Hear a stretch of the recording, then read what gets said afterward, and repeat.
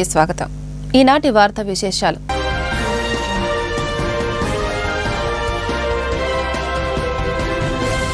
జగజ్జీవన్ రామ్ స్వాతంత్ర సమరయోధుడే కాకుండా ఓ గొప్ప రాజనీతిజ్ఞుడని బీజేపీ రాష్ట్ర అధ్యక్షురాలు దగ్గుపాటి పురంధేశ్వరి ప్రశంస. జగజ్జీవన్ రామ్ చిత్రపటానికి పుష్పాంజలి ఘటించి నివాళులర్పించిన పురంధేశ్వరి అట్టడుగు వర్గాల అభ్యున్నతికి బాబూజీ ఎంతో కృషి చేశారని వెల్లడి.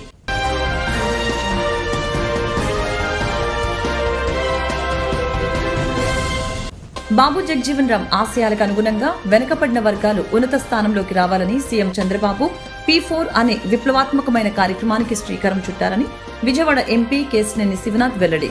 జగజ్జీవన్ రామ్ విగ్రహానికి పూలమాలలు వేసి నివాళులర్పించిన ఎంపీ P4 కార్యక్రమం వలన 40 లక్షల కుటుంబాలకు లబ్ధి చేకూరుతుందని వెల్లడి. బాబు జగజ్జీవన్ రాయ్ స్వతంత్ర సమరయోధుడే కాకుండా ఓ గొప్ప రాజనీతిజ్ఞుడని బీజేపీ రాష్ట్ర అధ్యక్షురాలు దగ్గుపాటి పురంధేశ్వరి కొనియాడారు. అట్టడుగుల వర్గాల అభ్యున్నతికి బాబూజీ ఎంతో కృషి చేశారని కీర్తించారు. జగజ్జీవన్ రాయ్ జయంతి సందర్భంగా బీజేపీ నేతలు ఆయనకు ఘన నివాళులర్పించారు. ముందుగా రేపు మనం జరుపుకోబోయే శ్రీరామనవమికి సంబంధించి ప్రతి ఒక్కరికి నేను శ్రీరామనవమి శుభాకాంక్షలు కూడా నేను తెలియజేస్తున్నాను. ఇవాళ మనందరికీ తెలుసు బాబు జగజ్జీవన్ రామ్ గారి జయంతి. భారతీయ జనతా పార్టీ ఆది నుండి కూడా బాబు జగజ్జీవన్ రామ్ గారి జయంతిని సమరస్తా దినంగా జరుపుకుంటూ వస్తున్నటువంటి విషయం ప్రతి ఒక్కరికి తెలుసు. బాబు జగజ్జీవన్ రామ్ గారు కేవలం స్వాతంత్ర సమరయోధులు మాత్రమే కాకుండా మంచి గొప్ప రాజనీతిజ్ఞుడు, అదేవిధంగా అట్టడుగున ఉన్నటువంటి వారి అభ్యున్నతికి జీవితాంతం కూడా వారు సమరం చేసినటువంటి ఒక మహానుభావులు. వారు బాల్యం నుండి కూడా నిమ్న కులం నుండి వచ్చినటువంటి సందర్భంలో వారు సమాజంలో ఎదుర్కొన్నటువంటి వివక్ష, వారు స్కూల్లో ఉన్నటువంటి సందర్భంలో అనేక సందర్భాల్లో మనం చదివాం. మంచినీళ్ళు తాగటానికి కూడా ఎస్సీ కులాల వారికి వేరే కుండ, అగ్రకులాల వారికి వేరే కుండ స్కూల్లో ఏర్పాటు చేసినటువంటి సందర్భంలో బాలుడుగా ఉన్నటువంటి నేపథ్యంలోనే ఈ వివక్ష తట్టుకోలేక మనం అందరం ఒకటే, మళ్ళీ కులాల వారీగా సమాజాన్ని విభజించడం సరికాదు అనేటువంటి ఒక స్పృహతోటి వారు బాల్యంలోనే ఆ కుండని పగలగొట్టి వారికి ఉన్నటువంటి చైతన్యాన్ని వారు అప్పుడే నిరూపించుకున్నారు. ఆ తర్వాత వారు కాలేజీలోకి వచ్చిన తర్వాత కూడా ఈ వివక్షకు గురవుతున్నటువంటి నేపథ్యంలో అప్పటి నుండి అట్టడుగున ఉన్నటువంటి వారి అభ్యున్నతికి వారు ఏదో ఒక స్థాయిలో, ప్రతి స్థాయిలో కూడా వారు పోరాటం చేస్తూనే వస్తున్నారు. దగ్గర 40 సంవత్సరాల పాటు ఒక పార్లమెంటేరియన్గా ఉండటం అంటే అది చిన్న విషయం కాదు. కానీ అంతరాయం లేకుండా 40 సంవత్సరాల పాటు వారు పార్లమెంట్లో ఉండటం మాత్రమే కాకుండా 30 సంవత్సరాలు వారు మంత్రిగా వారి సేవల్ని దేశానికి అందించారు. ప్రతి మంత్రిత్వ శాఖ ఎక్కడ వారు బాధ్యతని స్వీకరించినా ఆ మంత్రిత్వ శాఖకి వన్నె తెస్తూ వాటిలో చక్కటి మార్పులు తీసుకుని వస్తూ, వాటికి ఉదాహరణ తెలియజేయాలంటే మనం ఇప్పుడు చూస్తున్నటువంటి PDS సిస్టమ్ ఏదైతే ఉందో, ఫేర్ ప్రైస్ షాప్స్ అని ఏదైతే అనుకుంటామో దాన్ని కూడా వారు సివిల్ సప్లైస్ మంత్రిగా ఉన్నటువంటి సందర్భంలో ప్రవేశపెట్టారు అనేటువంటి విషయం మనం ఇక్కడ గుర్తు చేసుకోవాల్సినటువంటి అవసరం చాలా ఉంది. కనుక ఆ రకంగా అనేకమైనటువంటి విప్లవాత్మకమైనటువంటి ఆలోచనలతోటి మార్పులు తీసుకుని వస్తూ దేశానికి వారు సేవను అందిస్తూ వచ్చారు. 1977వ సంవత్సరంలో వారు కాంగ్రెస్ నుండి రిజైన్ చేయటం, జనతా గవర్నమెంట్లో వారు బాధ్యతలు స్వీకరించడం, ఆ తర్వాత వారు పరంపదించారు. కనుక వారు దేశానికి అందించినటువంటి సేవ ఏదైతే ఉందో, నిమ్న కులాలకి వారు అందించినటువంటి సేవ ఏదైతే ఉందో దాన్ని స్ఫూర్తిగా తీసుకుని భారతీయ జనతా పార్టీ నాయకత్వంలో ఉన్నటువంటి, అధికారంలో ఉన్నటువంటి NDA కూటమి కేంద్రంలో ఎస్సీ కులాల వారి యొక్క అభ్యున్నతిని ఆకాంక్షిస్తూ అనేక కార్యక్రమాలు 2014 అధికారం చేపట్టిన నాటి నుండి నేటి వరకు కూడా అనేక కార్యక్రమాలు చేస్తూ వస్తున్నారు. దానిలో ప్రధానంగా మనం చెప్పాలంటే ఒకటి, మనకి ఈ ఇళ్ళు కేటాయిస్తున్నటువంటి సందర్భంలో ప్రధానమంత్రి ఆవాస్ యోజన కింద ఇళ్ళు కేటాయిస్తున్నటువంటి సందర్భంలో మహిళల పేరున ఇళ్ళు కేటాయించడం మాత్రమే కాకుండా ఎక్కువ శాతం ఎస్సీ కులాలు ఎస్టీ కులాల్లో ఉన్నటువంటి వారికి ఇళ్ళు కేటాయించినటువంటి విషయం మనం ఇక్కడ గమనించాలి. అదేవిధంగా స్కాలర్షిప్ స్కీమ్స్, వారి చదువుల్లో కూడా అద్భుతంగా ముందుకు వెళ్ళాలి అనేటువంటి ఆలోచనతోటి స్కాలర్షిప్ స్కీమ్స్, దీనికి తోడు స్టార్టప్ ఇండియా, స్టాండప్ ఇండియా అనేటువంటి 2 ప్రతిష్టాత్మకమైనటువంటి కార్యక్రమాలు నరేంద్ర మోడీ గారు తీసుకురావడం జరిగింది. ఈ చిన్న కులాల్లో ఉన్నటువంటి బిడ్డలు కేవలం ఉపాధి వెతుక్కుంటూ వెళ్ళేవారు వారుగా మిగిలిపోకుండా 10గురికి ఉపాధి కల్పించే స్థాయిలో వారు ఉండాలి, ఔత్సాహికమైనటువంటి పారిశ్రామికవేత్తలుగా వారిని తీర్చిదిద్దాలి అనేటువంటి భావనతోటి స్టార్టప్ ఇండియా, స్టాండప్ ఇండియా అనేటువంటి 2 కార్యక్రమాలని నరేంద్ర మోడీ గారు ప్రవేశపెట్టడం జరిగింది. ఇది ఎస్సీ ఎస్టీ కులాల్లో ఉన్నటువంటి యువకులు బాబు జగజ్జీవన్ రాయ్ ఆశయాలకు అనుగుణంగా వెనుకబడిన వర్గాలు ఉన్నత స్థానంలోకి రావాలని ముఖ్యమంత్రి చంద్రబాబు నాయుడు P4 అనే విప్లవాత్మకమైన కార్యక్రమానికి శ్రీకారం చుట్టారని విజయవాడ ఎంపీ కేశినేని శివనాథ్ తెలిపారు. P4 కార్యక్రమం వల్ల 40 లక్షల కుటుంబాలకు లబ్ధి చేకూరుతుందని, అట్టడుగున ఉండే 20% మంది పేదలకు, ధనికులుగా ఉండే 10% మంది విద్య, వైద్య, ఇతర మౌలిక వసతులు, సహకారాలు అందించడమే P4 లక్ష్యమని తెలిపారు.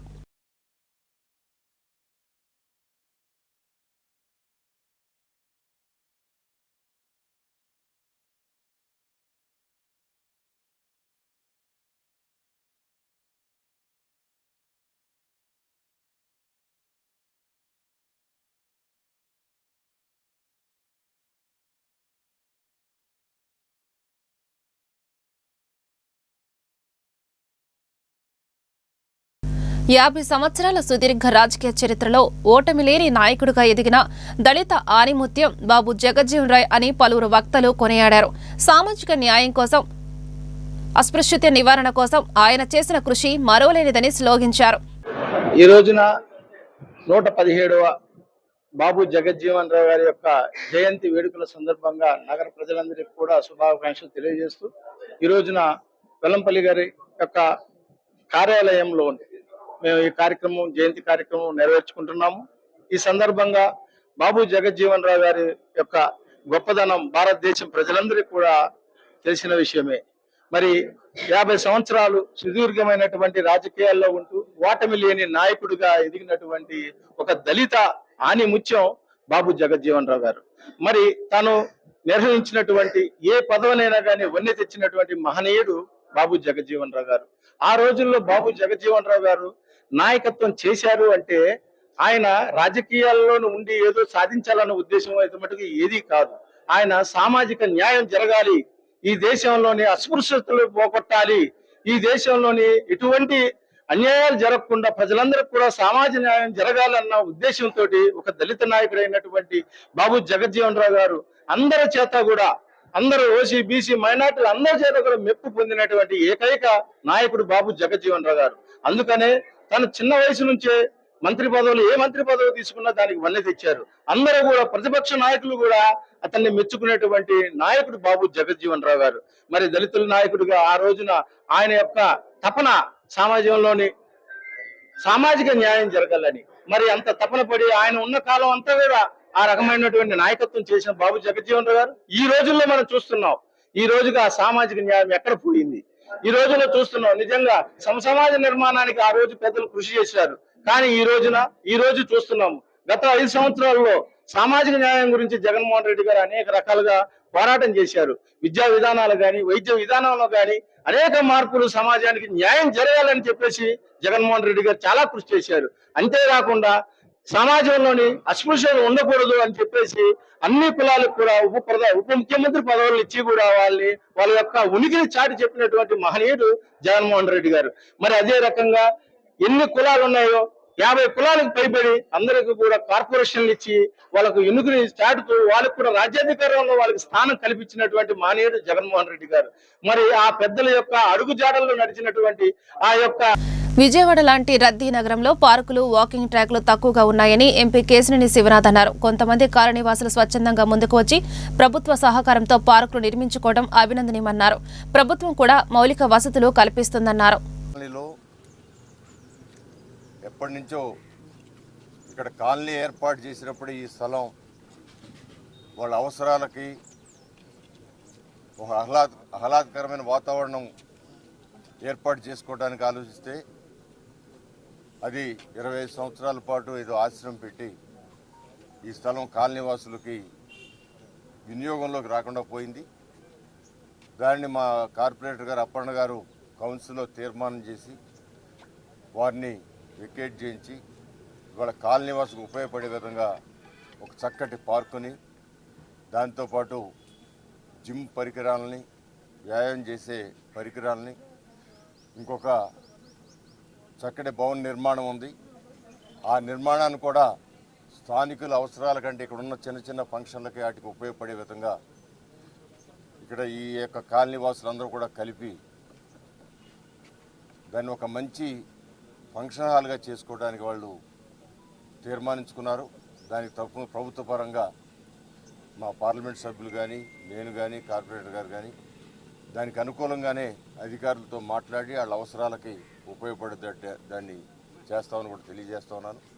ఇవాళ విజయవాడ నగరాన్ని అందంగా తీర్చిదిద్దాలనేది మన నారా చంద్రబాబు నాయుడు గారి యొక్క ఆలోచన. దానికి కావలసిన మౌలిక సదుపాయాలను కూడా కల్పన చేయాలని చెప్పి ఆయన ఆలోచించడం కాకుండా ఎంపీ గారితో చర్చించడం జరిగింది. మీకు ఏమేం కావాలో, మీకు ఎక్కడ రోడ్లు కావాలి, ఎక్కడ ఏ నిర్మాణాలు కావాలి, ఎన్ని ఫ్లైఓవర్లు కావాలి, ఇవన్నీ కూడా ఒక మాస్టర్ ప్లాన్ వేసి కలెక్టర్ గారితో అధికారులతో చర్చించి ఒక మాస్టర్ ప్లాన్ ఇవ్వండి, దానిని అతి తొందరలో పూర్తి చేసే బాధ్యత 2-3 సంవత్సరాలు అవన్నీ కూడా పూర్తి చేసే బాధ్యత నేను తీసుకుంటానని చెప్పారు. అంటే అది మనం ఏం ఆయన అడగకుండానే ఆయన ఆలోచన చెప్పారు అంటే దీని మీద ఆయనకి ఎంత ఆలోచన ఉందో విజయవాడ నగరం మీద. ఆ రోజు 2014 విడిపోయిన రాష్ట్రం అప్పుడు మొట్టమొదటి సభలో విజయవాడని రాజధానిగా చేయబోతున్నామని విజయవాడనే రాజధాని అన్నారు తప్ప విజయవాడ నగరం రాజధాని కాబోతా ఉందని చెప్పి ఆయన అనౌన్స్ చేసినప్పుడు మేము అందరం కూడా ఎంతో సంతోషించాం. ఇవాళ రైతుల యొక్క త్యాగంతో 33,000 ఎకరాలు ఇంకా కూడా ఫారెస్ట్ ల్యాండ్ ఇవన్నీ కలిపి సుమారు 50,000 ఎకరాల్లో చక్కటి రాజధాని తయారవుతుంది. ఆయన ఆలోచనకు తగ్గట్టు రాజధాని తయారవుతోంది. 2-3 సంవత్సరాల్లో అమరావతి నగరం, విజయవాడ, అమరావతి, గుంటూరు ఇవన్నీ కూడా రాజధాని నగరంగా, గొప్ప నగరంగా తీర్చిదిద్దబడతా ఉన్నాయి. ప్రపంచంలో అన్ని దేశాల నుంచి కూడా టూరిస్టులు డైరెక్ట్గా అక్కడికి వచ్చి చూసే విధంగా అది తయారు చేయబడతా ఉంది. దాని ద్వారా టూరిస్టులు, అందం, వీటన్నిటి ద్వారా కూడా మన రాష్ట్రానికి ఆదాయం వచ్చి అనేకమైన సంక్షేమ కార్యక్రమాలు, పేదలందరూ కూడా కావలసిన అవసరాలు తీర్చడానికి ఏకైక మార్గం అమరావతి అభివృద్ధి అనేది కూడా మనం ఆలోచన చేయాలి. వాళ్ళ హైదరాబాద్ నగరం తెలంగాణ మొత్తాన్ని కాపాడుతాం. ఒక అమరావతి నగరం మన ఆంధ్ర రాష్ట్రంలో ఉన్న అనేకమైన వనరులను సమకూర్చుకొని ఖచ్చితంగా ఇది అటు పేద ప్రజలకి, ఇటు చదువుకున్న వాళ్ళకి ఉద్యోగాల కల్పనలోనూ అన్నిటికీ ఉపయోగపడే అమరావతి నగరం సృష్టించబడబోతోంది. దానికి ప్రజల సహకారం కావాలని చెప్పి నారా చంద్రబాబు నాయుడు గారు అడుగుతూ ఉన్నారు. ప్రజలు కొన్ని దొంగలు వచ్చి చెప్పే మాటలు నమ్మొద్దు. ఏది చేసినా ఇది ఇక్కడ ఉన్న మన రాష్ట్రంలో ఉన్న ప్రతి ఒక్కరికి మేలు జరిగే కార్యక్రమం చేయడానికి ఈ ప్రభుత్వం, కూటమి ప్రభుత్వం ఉందని కూడా ఆయన చెబుతూ ఉన్నారు. మీ అందరినీ కూడా, మీ ద్వారా అందరినీ కూడా చంద్రబాబు గారికి, కూటమి ప్రభుత్వానికి సహకరించమని మీ ద్వారా కోరుతా ఉన్నాను. వైసీపీ ప్రభుత్వం చేసుకున్న సెకీ ఒప్పందం వల్ల రాష్ట్ర ప్రజలపై రాబోయే 25 సంవత్సరాలలో 1,25,000 కోట్ల రూపాయల అదనపు భారం పడుతుందన్న సీఎం చంద్రబాబు నాయుడు అవే ఒప్పందాలను మళ్లీ అమల్లోకి తీసుకువస్తున్నారని కార్పొరేటర్ బోయ సత్యబాబు ఆరోపణలు చేశారు. ఎవరి స్వార్థం కోసం ఈ ఒప్పందాలను చేసుకుంటున్నారని ప్రభుత్వాన్ని ప్రశ్నించారు. 10 నెలల కాలంలో 16,000 కోట్ల రూపాయలు ట్రూ అప్ ఛార్జీల పేరుతో, సర్దుబాటు ఛార్జీల పేరుతో జనం ఎత్తున భారీ ఎత్తున భారాలు వేశారు. ఇవి చాలదన్నట్లు రాబోయే కాలంలో ఈ 14,000 కోట్ల రూపాయల భారం కూడా వేయబోతున్నారు. దీన్ని వెంటనే రద్దు చేయాలని సిపిఎంగా మేము డిమాండ్ చేస్తున్నాం. మరోవైపు ఈ ఒప్పందాలకు సంబంధించి జగన్మోహన్ రెడ్డి ప్రభుత్వం 1,700 కోట్ల రూపాయలు అవినీతి పాల్పడిందని అమెరికా కోర్టులో కేసు నడుస్తుంది. ఈ అంశంలో ఆదాని అనే కంపెనీ యజమానికి కూడా మరి అమెరికా ఫెడరల్ కోర్టు నుంచి నోటీసులు కూడా జారీ చేయడం జరిగింది. అలాగే తెలుగుదేశం ఇప్పుడు రాష్ట్ర ఆర్థిక శాఖ మంత్రి పయ్యాల కేశవరావు గారు ఆనాడు హైకోర్టులో దీని మీద పిల్లు కూడా వేశారు, ఈ సెకీ ఒప్పందాలు రద్దు చేయాలని. మరి సెకీ ఒప్పందాలని మేము రద్దు చేయం, అదే ఒప్పందాలు మేము కొనసాగిస్తామని అసెంబ్లీ సాక్షిగా చంద్రబాబు నాయుడు మాట్లాడటం అంటే, ఈరోజు జగన్మోహన్ రెడ్డి చేసిన అవినీతిని మీరు బలపరుస్తున్నారా? ఈ అవినీతి ఒప్పందాలని మీరు కొనసాగించడం అంటే దాంట్లో మీరు పాలు పంచుకుంటున్నారా? మరోవైపు దీంట్లో ఆదాయాన్ని రక్షించడం కోసం ఈ ఒప్పందాలని రద్దు చేయకుండా, ఈ ఒప్పందాలని నిలుపుదల చేయకుండా ముందుకు తీసుకెళ్తామని చెప్పి చంద్రబాబు నాయుడు ప్రకటిస్తున్నారంటే, ఆంధ్ర రాష్ట్ర ప్రజల ప్రయోజనాల కన్నా ఆదాని యొక్క దోపిడీ మిన్నానే చంద్రబాబు నాయుడు పరిపాలన, జగన్మోహన్ రెడ్డి పరిపాలన విధానాలు ఇద్దరు కూడా ఒకటే, తేడా లేదు. వైసీపీ అయినా టీడీపీ అయినా విద్యుత్ ఛార్జీల భారాలు ఆంధ్ర రాష్ట్ర ప్రజల మీద బాదుడే బాదుడు కార్యక్రమం కొనసాగిస్తున్నారు. దీన్ని వెంటనే ఉపసంహరించాలని సిపిఎం పక్షంగా మేము డిమాండ్ చేస్తున్నాం. అలాగే ఈ యాక్సెస్ ఒప్పందాలు కూడా ఆపాలి. మన ఆంధ్ర రాష్ట్రంలో సోలార్ విద్యుత్ ఉత్పత్తికి కావలసినటువంటి పుష్కలమైనటువంటి వనరులు ఉండగా గుజరాత్ నుంచి ఈ విద్యుత్ని ఇక్కడ రప్పించడం అనేది చాలా ఖర్చుతో కూడుకునే వ్యయం, అదనపు భారం. దీన్ని వెంటనే ఉపసంహరించాలని కూడా సిపిఎంగా మేము డిమాండ్ చేస్తున్నాం. ఈ విద్యుత్ భారాలకు వ్యతిరేకంగా, అలాగే స్మార్ట్ మీటర్ల విధానానికి వ్యతిరేకంగా ఇంటింటికి ప్రజల్ని చైతన్యవంతులు చేస్తూ రాబోయే ఏప్రిల్ మే నెల కాలంలో పెద్ద ఎత్తున ఉద్యమాలు నిర్వహించడానికి మేము సిద్ధం కాబోతున్నాం. రాష్ట్ర ప్రభుత్వం, బీజేపీ, తెలుగుదేశం, జనసేన ప్రజలకు ఇచ్చిన మేము కరెంటు ఛార్జీలు పెంచమనే వాగ్దానం వీళ్ళు తుంగలో దొక్కి ప్రజలకు వెన్నుపోటు పొడిచి కరెంటు ఛార్జీల భారాలను విపరీతంగా మోపుతున్నారు. ప్రజలారా, ఈ రోజు క్రీస్తు శకం బాబు జగజ్జీవన్ గారి 118వ జయంతి సందర్భంగా మాదిగ జనసేవా సమితి ఆధ్వర్యంలో గుంటూరు నగరంలోని మార్కెట్ కూడలి వద్ద ఉన్న బాబు జగజ్జీవన్ రాయ్ విగ్రహానికి పూలమాలలు వేసే కార్యక్రమంలో ముఖ్య అతిథిగా పాల్గొని వారికి నివాళులు అర్పించి వారు చేసిన సేవలను ఉద్దేశించి మాట్లాడిన మన ఎమ్మెల్సీ చంద్రగిరి యేసరత్నం, మాజీ మంత్రివర్యులు డొక్కా మాణిక్యవర ప్రసాద్, ఈ కార్యక్రమంలో వైఆర్ అభిమానులు, మాదిగ జనసేవా సమితి అధ్యక్షులు, మాదిగ జనసేవా సమితి సభ్యులు, వైసీపీ ముఖ్య నాయకులు, కార్యకర్తలు తదితరులు పాల్గొన్నారు. నమస్కారం. బడుగు బలహీన వర్గాల ఆశాజ్యోతి, మరి ఈ భారతదేశ నిర్మాణంలో రాజ్యాంగ తయారు చేసే దగ్గర ఆయన ఒక ప్రముఖులుగా ఉండి, ఈ రోజున మనం ఏదైతే ఎంజాయ్ చేస్తున్నామో, మనందరం ఇక్కడ తెల్ల బట్టలు కట్టుకొని ఇక్కడ ఉండగలిగామంటే మరి ఆ మహానుభావుడు మనకు అందించిన మరి సేవల్ని ఈరోజు మనందరం కూడా సెలబ్రేషన్ లాగా చేసుకోవడం చాలా సంతోషంగా ఉంది. ఈ కార్యక్రమంలో నేను పార్టిసిపేట్ చేయడం కూడా చాలా సంతోషంగా ఉంది. మరి ఈ రోజున చూసినట్టయితే మనము ఏదైతే ప్రతిఫలాలు పొందామో, ఈ ప్రతిఫలాలన్నిటికి కూడా మరి కారకులు శ్రీ బాబు జగజ్జీవన్ గారి ఈ సందర్భంగా మరి వాడల వీధిల బడుగు బలహీన వర్గాలు తమ ఇంట్లో మనిషికి గౌరవించుకున్నట్టుగా ఈ పుట్టినరోజు వేడుకలు చేసుకుంటున్నారు. వీరు భారతదేశానికి సేవలు చేసిన దాంట్లో మరి రైల్వే మంత్రిగా మరియు ఉప ప్రధానిగా చేసిన సేవలు మరి ఎంతో సంతోషించాల్సిన విషయంగా భావిస్తూ ఈ కార్యక్రమంలో పార్టిసిపేట్ చేసే భాగ్యాన్ని కల్పించిన పెద్దలందరూ కూడా నమస్కారం. అందరికీ నమస్కారం. భారత మాజీ ఉప ప్రధాని, భారతదేశ నిర్మాతల్లో ఒకడు, భారతదేశాన్ని సుసంపన్న దేశంగా, ఒక గొప్ప దేశంగా తీర్చిదిద్దిన మహాదేశభక్తుడు, మహాత్మా గాంధీ వారసత్వాన్ని పుణికిపుచ్చుకొని మహాత్మా గాంధీ వారసుడిగా దళితుల్లోంచి రాజకీయాల్లో ఎదిగిన అత్యున్నతమైన వ్యక్తి బాబు జగజ్జీవన్ రావు గారు. ఆయన జన్మదిన సందర్భంగా ఈరోజు రాష్ట్ర ప్రజానీకానికి, జిల్లా ప్రజానీకానికి శుభాకాంక్షలు తెలియజేస్తూ ఉన్నాం. ఆయన ఆలోచనలు, ఆయన ఏ రకంగానైతే సమాజంలో అన్ని వర్గాలు ఎదగాలి, సమాజంలో ఉన్న ఎస్సీలు, బీసీలు, మైనారిటీలు అందరూ కలిసిమెలిసి ఉండే ఒక సమున్నతమైన భారతదేశాన్ని ఆశించాడో దానికోసం మనందరం కూడా కృషి చేయాలని చెప్పి ఆయన ఆలోచనగా మనం ముందుకు తీసుకెళ్ళాలి. ఆయన భారతదేశంలో అనేకమైన కీలక సమస్యలు పరిష్కారం చేసినటువంటి మహాపురుషుడు ఆయన.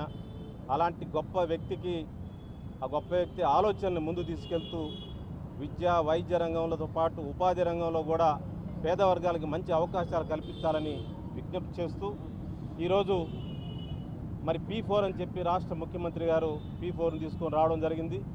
ఆ P4లో దళిత వర్గాలు పేద వర్గాలకు కూడా సమున్నత స్థానం రావాలని చెప్పి నేను కోరుకుంటా ఉన్నాను. ఈ సందర్భంలో వర్గీకరణ సమస్య పరిష్కారం చేసి ఎస్సీ వర్గీకరణ సమస్య దళితుల మధ్య చాలా కాలంగా నలుగుతున్నట్టు ఒక సమస్యకి మంచి పరిష్కారం చూపించిన ముఖ్యమంత్రి గారికి ధన్యవాదాలు తెలియజేసుకుంటూ ముఖ్యమంత్రి గారికి ఈ సందర్భంగా P4లో దళిత వర్గాలు పేద వర్గాలు అందరినీ కూడా ఇన్వాల్వ్ అయ్యేటట్టు చూసి ప్రైవేటు రంగంలో రిజర్వేషన్లు ప్రభుత్వ రంగంలో కాకుండా ప్రైవేట్ రంగంలో కూడా అఫర్మేటివ్ యాక్షన్ అన్ని వర్గాల ప్రజలు ఉండేట్టుగా ఒక కొత్త ఆలోచన చేయమని చెప్పి ముఖ్యమంత్రి గారికి సవినయంగా విజ్ఞప్తి చేస్తూ బాబు జగజ్జీవనరావు గారికి భారతరత్న అవార్డు ఇవ్వాలి, ఇంకా ఆలస్యం చేయొద్దు, దానికి రాష్ట్ర అసెంబ్లీ రాష్ట్ర ప్రభుత్వం రాష్ట్ర కేబినెట్ వెంటనే తీర్మానం చేయాలని చెప్పి కూడా ముఖ్యమంత్రి గారికి సవినయంగా విజ్ఞప్తి చేస్తున్నారు. గుంటూరు పట్టణంలో మార్కెట్ సెంటర్లో బాబు జగజ్జీవనరావు 118వ జయంతి సందర్భంగా విగ్రహానికి పూలదండ వేసి నివాళులు అర్పించిన మాజీ మంత్రి మరియు వేమూరు శాసనసభ్యులు నక్కా అనంతబాబు స్వతంత్ర ఉద్యమం ఆధునిక భారతదేశ నిర్మాణంలోనూ జగజ్జీవనరావు స్ఫూర్తివంతమైన సేవలందించారని అన్నారు. తన జీవితమంతా సమాజ స్థాపన కోసం కృషి చేశారని గుర్తు చేశారు. బాబు జగజ్జీవనరావు స్ఫూర్తిగా మనమందరం బడుగు వర్గాల అభ్యున్నతికి కృషి చేద్దామని పిలుపునిచ్చారు. డాక్టర్ బాబు జగజ్జీవనరావు గారి 118వ జయంతి సందర్భంగా ఆ మహనీయుడికి నివాళులు అర్పించుకుంటా ఉన్నాం.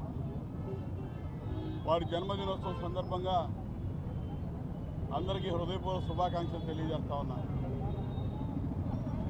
బాబు జగజ్జీవనరావు గారు భారతదేశానికి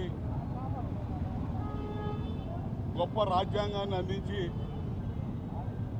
డాక్టర్ బిఆర్ అంబేద్కర్ గారు దళిత వర్గాలకి నిమ్న వర్గాలకి అనేక రకాల మేళ్లు చేకూర్చే విధంగా రాజ్యాంగంలో పొందుపరిస్తే ఆ రాజ్యాంగానికి రక్షకుడిగా సుదీర్ఘ కాలం పార్లమెంటేరియన్గా ఒక రక్షకుడిగా రాజ్యాంగానికి నిలబడ్డటువంటి వ్యక్తి బాబు జగజ్జీవనరావు గారు. కేంద్రంలో అనేక శాఖలకి మంత్రిగా పనిచేసి ప్రతి శాఖలో తనదైన ముద్ర వేసినటువంటి వ్యక్తి బాబు జగజ్జీవనరావు గారు. ప్రధానమంత్రి అయ్యే అన్ని అవకాశాలు ఉండి ఆ రోజు అధికారంలో మరి వారిని రానివ్వకుండా కేవలం దళితుడనే సాకుతో అడ్డుకున్నటువంటి పెద్దలను చూశాం. రాజ్యాంగం ద్వారా నిమ్న వర్గాలకి ఎన్ని సౌకర్యాలు ఎన్ని హక్కులు కల్పించినా ప్రధానమంత్రి పదవి వచ్చేసరికి ఆ నిమ్న వర్గాల వ్యక్తి కాబట్టి కానివ్వకుండా అడ్డుకున్నటువంటి కుట్రలు కుయుక్తులు ఈ భారతదేశంలో చూసాం. భారతదేశ ఉప ప్రధానిగా కార్మిక మంత్రిగా వ్యవసాయ మంత్రిగా రక్షణ మంత్రిగా ఆయన చేసిన సేవలు ఆయన ఇచ్చినటువంటి మరి పిలుపు కానీ ఆయన అందించినటువంటి కార్యక్రమాలు కానీ ఆయా శాఖల్లో వారు బడుగు బలహీనులకి అందించినటువంటి ఫలాలు కానీ ఇప్పుడు కూడా గుర్తుంటాయి. అటువంటి వ్యక్తికి ఈ రోజున నిజమైన నివాళులు మనందరం అర్పిస్తూ ఉన్నాం. తెలుగుదేశం ప్రభుత్వం వచ్చిన కాడి నుంచి బాబు జగజ్జీవనరావు గారికి నిజమైన గుర్తింపు గౌరవం వచ్చిందని చెప్పుకోవాలి. ఉమ్మడి రాష్ట్రంలో బాబు జగజ్జీవనరావు గారి కాంస్య విగ్రహం పెట్టినా వారి పేరు మీద పెద్ద కమ్యూనిటీ హాల్ నిర్మాణం చేసిన మొట్టమొదటిసారి ఆ కార్యక్రమాన్ని నిర్వహించింది ఎన్టీ రామారావు గారు అని చెప్పి చెప్పడానికి నేను చాలా సంతోషిస్తా ఉన్నాను. అటువంటి మహానుభావుడిని ఈరోజు ఆదర్శంగా తీసుకొని చంద్రబాబు నాయుడు గారు అన్ని రకాలుగా జగజ్జీవనరావు గారి పేరు మీద ఈ రాష్ట్రంలో జగజ్జీవన జ్యోతి గతంలో 14-19 నుంచి అధికారంలో ఉన్నప్పుడే ఉచిత విద్యుత్ అందించే పథకాన్ని జగజ్జీవనరావు గారి పేరు పెట్టడం జరిగింది. ఈ విధంగా ప్రతి అంశానికి కూడా జగజ్జీవనరావు గారిని అంబేద్కర్ గారిని రెండు కళ్ళుగా చూస్తూ ముందుకు పోయేటటువంటి ఈరోజు చంద్రబాబు నాయుడు గారి నేతృత్వంలో ఉన్నటువంటి కూటమి ప్రభుత్వానికి ఇలా అందరూ కూడా అండదండగా నిలబడాల్సిన అవసరం ఉంది.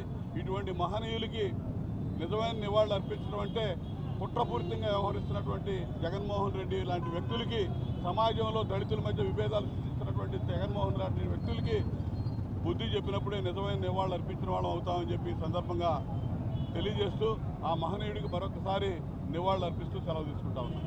భారతదేశ మాజీ ఉప ప్రధాని డాక్టర్ బాబు జగజ్జీవన్ రాయ్ జయంతిని పురస్కరించుకొని గుంటూరు హిందూ కాలేజ్ కూడలినందు ఆయన విగ్రహానికి సహచర ప్రజా ప్రతినిధులతో కలిసి నివాళులు అర్పించిన గుంటూరు పశ్చిమ నియోజకవర్గ ఎమ్మెల్యే గల్లా మాధవి. గారి 118వ జయంతిని పురస్కరించుకొని ఆయనకు అందరం కూడా ఘన నివాళులు అర్పించడం జరిగింది. మరి దళితుల ఆశా జ్యోతిగా, స్వాతంత్ర సమరయోధుడిగా పేరుగాంచి జాతిపిత తర్వాత బాపుగా ఆయన బిరుదాంకితం పొంది సమాజంలో ఆయన చేసిన అశేష కృషికి ఈరోజు ఆయన 118వ జయంతి కూడా విస్మరించకుండా సమాజంలో మనందరం జరుపుకుంటున్నామంటే ఆ రోజు ఆయన కనపరిచిన ఆయన విశేష కృషి అని మనం చెప్పుకోవాలి. దళితుల్ని బయటకు తీసుకురావడం కోసం, అస్పృశ్యతని రూపుమాపడం కోసం ఆయన గాంధీజీ ఆశయాల్ని పుణికిపుచ్చుకొని నడిచిన విధానం నిజంగా అందరికీ స్ఫూర్తిదాయకం. ఈరోజు సమాజంలో భావితరాలందరూ కూడా ఆయన యొక్క స్ఫూర్తిని ఇనుమడింపజేసుకొని ముందుకు వెళ్లాల్సిందిగా ప్రతి ఒక్కరికి పిలుపునిస్తూ ఉన్నాను. అదే స్ఫూర్తితో ఈరోజు కూటమి ప్రభుత్వం కూడా బడుగు బలహీన వర్గాల్ని, దళితుల్ని బయట వేసే విధంగా సంక్షేమ కార్యక్రమాలని కానివ్వండి, వాళ్ళ అభ్యున్నతికి దోహదపడతా పాటుపడతా ఉన్నది. ఇవన్నీ కూడా మంచి ప్రభుత్వం యొక్క లక్షణాలుగా మనం గుర్తించుకోవాలి. మరొకసారి అలాంటి మహనీయుణ్ణి ఈ సందర్భంగా గుర్తు చేసుకుంటున్నందుకు చాలా సంతోషం వ్యక్తం చేస్తూ సెలవు.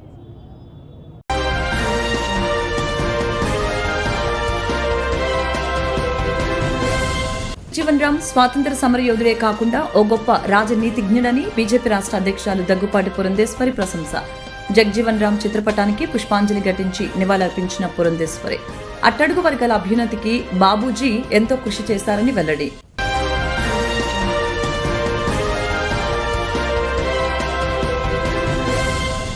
బాబు జగజ్జీవన్ రామ్ ఆశయాలకు అనుగుణంగా వెనుకబడిన వర్గాలు ఉన్నత స్థానంలోకి రావాలని సీఎం చంద్రబాబు P4 అనే విప్లవాత్మకమైన కార్యక్రమానికి శ్రీకారం చుట్టారని విజయవాడ ఎంపీ కేశినేని శివనాథ్ వెల్లడి.